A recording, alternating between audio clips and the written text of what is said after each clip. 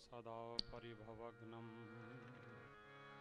अभीष्टदोहं तीर्थास्पदं शिवविरिञ्चिनुतं शरण्यं भृत्यार्तिहं प्रणतपाल भवाब्धिपोतं वन्दे महापुरुष ते चरणारविन्दम्।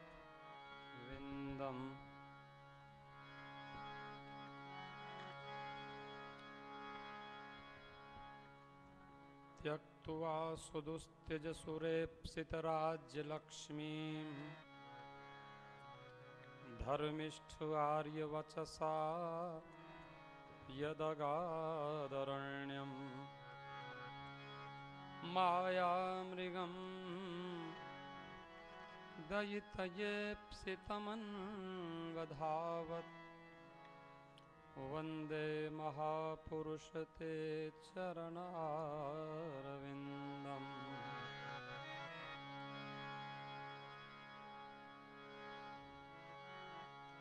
या श्रीः स्वयं सुकृतिनां भवनेष्वलक्ष्मीः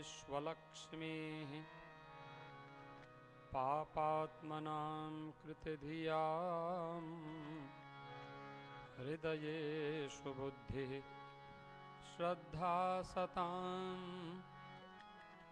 कुलजनप्रभवस्य लज्जा तां त्वां नतास्म परिपालय देवि विश्वम्।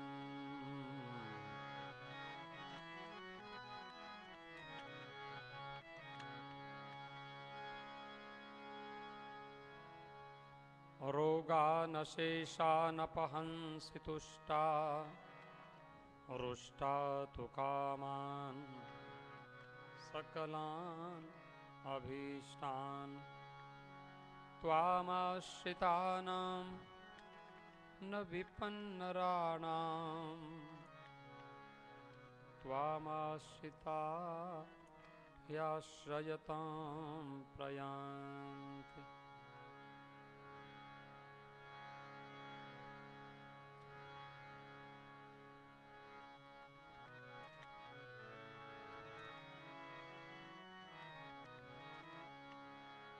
माता जी का स्मरण करें सभी लोग थोड़ा सा।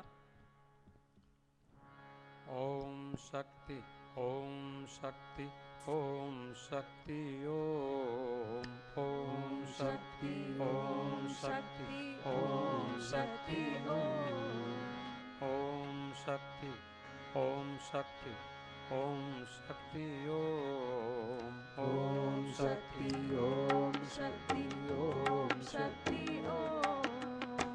ओम शक्ति ओम शक्ति ओम शक्ति ओम शक्ति ओम शक्ति ब्रह्म शक्ति विष्णु शक्ति शिव शक्ति ओम ब्रह्म शक्ति विष्णु शक्ति शिव शक्ति ओम ब्रह्म शक्ति विष्णु शक्ति शिव शक्ति ओम ब्रह्म शक्ति विष्णु शक्ति शिव शक्ति ओम कर्म शक्ति इच्छा शक्ति ज्ञान शक्ति ओम कर्म शक्ति इच्छा शक्ति ज्ञान शक्ति ओम इच्छा शक्ति कर्म शक्ति ज्ञान शक्ति ओम इच्छा शक्ति कर्म शक्ति ज्ञान शक्ति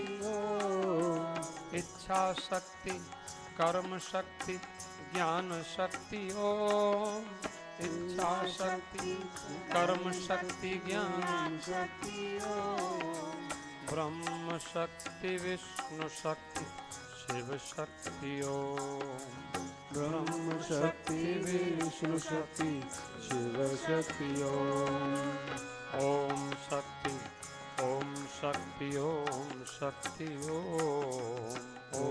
शक्ति ओम शक्ति ओम शक्ति ओम शक्ति ओम शक्ति ओम शक्ति ओम शक्ति ओम शक्ति ओम शक्ति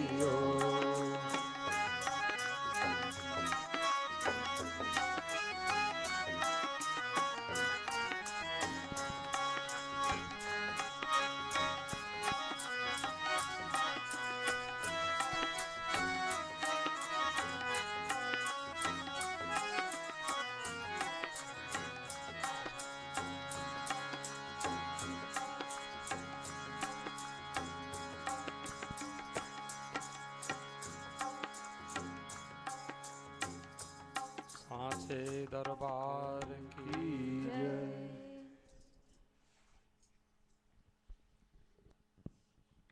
मुझे रॉबर्ट शर्मा जी ने परिचय दिया था कि अभी वो हिंदुस्तान जाने वाले हैं और नूर महल में आशुतोष जी महाराज के पास जा रहे हैं। और कल इनका टेलीफोन मिला कि लॉस एंजलिस से हमारे गुरु भाई आ रहे हैं, उनका प्रवचन यहाँ होना है। तो आपने श्रवण किया, बहुत अच्छा विचार। वेद का एक मंत्र है, स्वस्ति पंथा मनुचरेम सूर्य चंद्रमसा विव पुनर्ददता घ्नता जानता संगमे महि।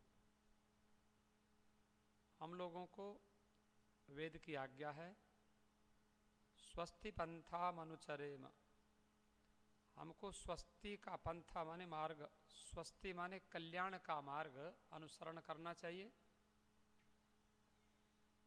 और वह कल्याण का मार्ग कैसा, तो वेद की आज्ञा है, वेद मंत्र कहता है सूर्य चंद्रमसौ इव, सूर्य का मार्ग, चंद्रमा का मार्ग।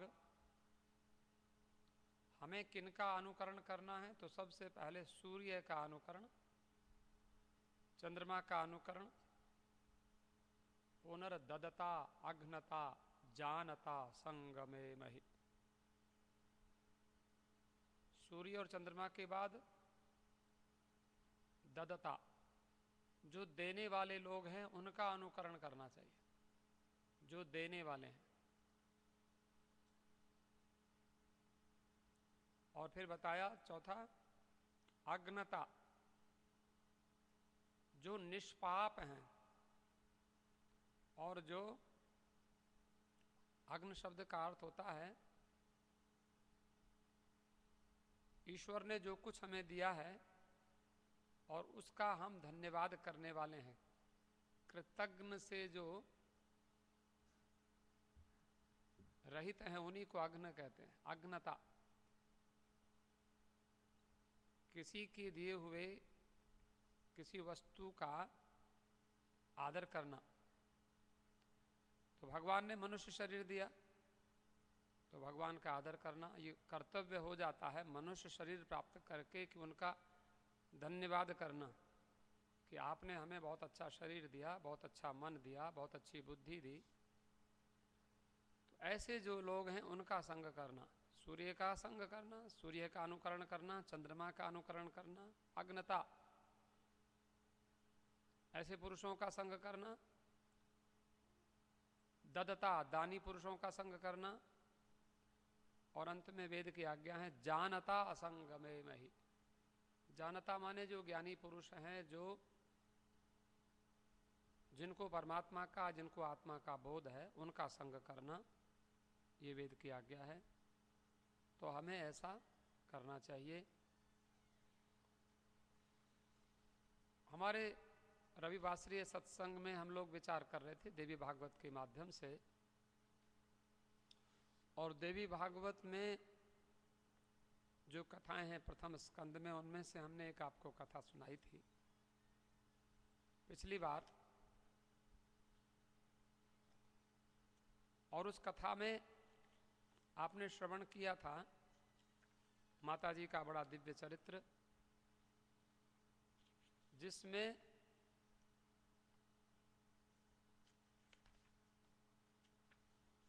माता भगवती की एक लीला ही है। और उस लीला के अनुसार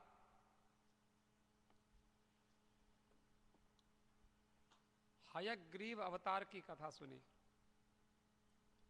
भगवान ने घोड़े का सिर लगाया, तो घोड़े का सिर भगवान को क्यों लगाना पड़ा, ये मैंने आपको निवेदन किया।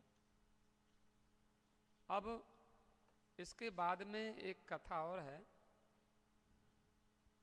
मधुकैटभ का माता जी ने संहार किया। भारतवर्ष में आप कभी जाते हैं तो वहाँ एक बड़ा पवित्र तीर्थ है जिसको नैमिषारण्य कहते हैं। नैमिष अरण्य, अरण्य जंगल को कहते हैं। ब्रह्मा जी के पास ऋषि मुनि गए, महात्मा लोग, कि महाराज हमें तपस्या करनी है। तो उन्होंने एक चक्र, मनोमय चक्र छोड़ दिया और उन्होंने, ब्रह्मा जी ने कह दिया कि जब यह चक्र शांत हो जाएगा और जहाँ इस चक्र की नेमी, नेमी परिधि को कहते हैं, चक्र गोल होता है, राउंड शेप, तो वो जहाँ उसकी परिधि बताएगी कि आपको कहाँ तप करना चाहिए। आप कभी नैमिषारण्य गए हो, वहाँ जैमिनी ऋषि का आश्रम है और वहाँ 88,000 ऋषि कथा सुनने के लिए पहुँचते हैं कि हमें कोई कथा सुनावे। लेकिन जहाँ चाह है वहाँ राह है। ऋषियों को पता नहीं हमें कथा कौन सुनाएगा, लेकिन ब्रह्मा जी ने कहा कि तुम वहाँ यज्ञ करो। आप जब पूजा करते हैं तो कथा भी सुनते हैं। कभी कभी कई लोग कहते हैं पूजा करना तो ठीक है, पर कथा सुनने से क्या होता है। कथा क्या है? The process of worship. आप पूजा कैसे करेंगे, आप समझ के पूजा करेंगे तो ज़्यादा फल होगा। बिना समझे पूजा करेंगे, जब उसकी विधि नहीं जानते। मैंने आपको 3 चीज़ें बताई पिछले प्रवचनों में कि कर्म, ज्ञान और भक्ति, ये 3 वेद में ही वर्णन किए गए। कल प्रीति जी कह रही थी, ये बड़ा, इन्होंने भी पीएचडी किया, बड़ी बड़ी लिखी हैं। कल कह रही थी मैंने, अरे 3 चीज़ तो हमें पता चला वेद में, कर्म, भक्ति और ज्ञान, लेकिन कोई चौथी चीज़ भी होनी चाहिए। चौथी चीज़ वेद में कही तो नहीं गई, लेकिन हमारे महापुरुष जो कहते हैं वो बिल्कुल ठीक कहते हैं। चौथी चीज़ क्या है? चौथी चीज़ है प्रेम। कर्म, भक्ति, ज्ञान, और चौथी आप लगाओ, वो वेद में ही उसका वर्णन है, कहीं नहीं गई ऐसा हम नहीं कह सकते। वो है प्रेम। और उस प्रेम में आप किन्हीं भी महापुरुषों का चरित्र आप श्रवण करते हैं, माताजी का चरित्र श्रवण करते हैं, तो वहां प्रेम की पराकाष्ठा होती है। अब देखो, मधुकैटभ का विनाश माताजी ने किया। मधुकैटभ को मारा होगा माताजी ने, हमें क्या लेना।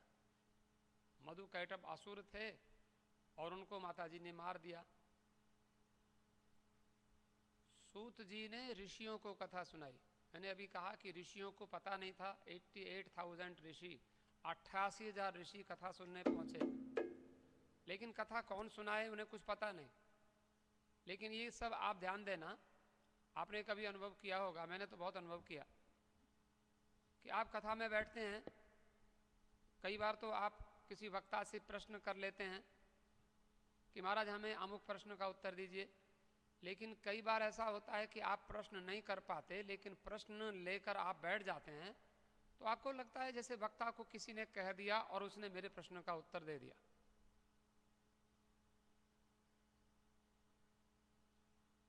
वक्ता बनकर सबको कथा